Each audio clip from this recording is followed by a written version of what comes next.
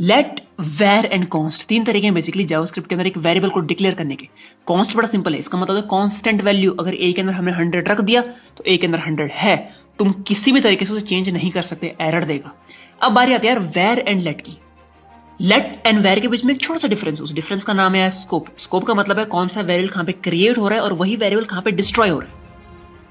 जैसे कि लेट में है, लेट क्या होता है, एक ब्लॉक स्कोप होता है। इसका मतलब पैरेंथेसिस के अंदर अगर हमने लेट से कोई भी वेरिएबल क्रिएट करा है, जैसे कि इस एग्जांपल में, तो ए को हमने लेट की मदद से यहां पे क्रिएट करा है, पैरेंथेसिस के अंदर क्रिएट करा है, ठीक है, ब्लॉक के अंदर क्रिएट करा है, तो ए को हम इनके बाहर एक्सेस नहीं कर सकते, दैट्स इट।